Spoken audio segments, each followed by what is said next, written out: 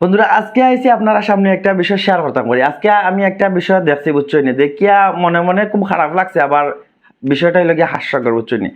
আমরা কয়েকটা ফ্রেন্ড যে ব্রাঞ্চ আছে রাস্তার সাইডে যে ব্রাঞ্চ থাকে, ব্রাঞ্চ ফুটপাতে আর কি ব্রাঞ্চ দিছে তৈরি করি, আমরা ওখানে বনো আসলাম সাইটে।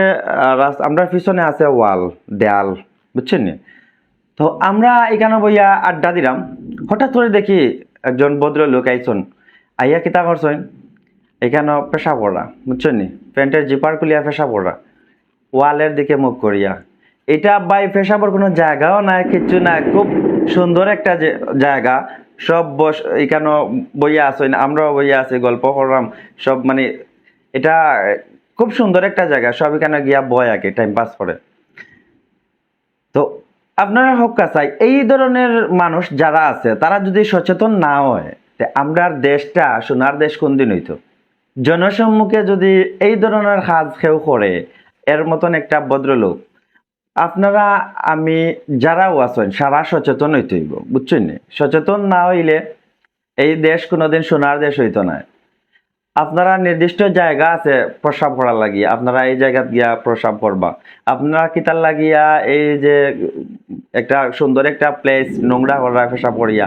আর যতটা জায়গা আছে সুন্দর সুন্দর সব জায়গাত এরকম একটা পরিবেশ আছে, অবশ্যই তারা রাখছে প্রস্রাব করার লাগিয়া।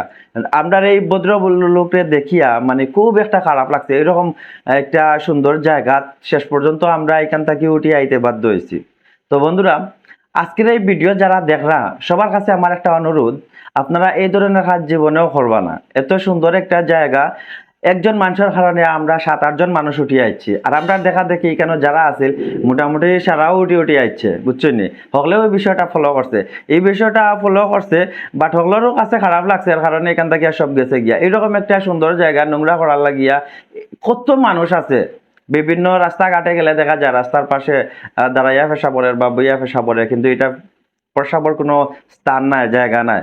তো বন্ধুরা আমরা যদি বেশি সমস্যা হয়, আমরা সমস্যা হওয়ার আগে এটা সমাধান করার চেষ্টা করবো ইনশাআল্লাহ। আর এই ধরনের পাবলিক প্লেসও গিয়ার জন্য আমরা এই ধরনের সমস্যা ক্রিয়েট না করি।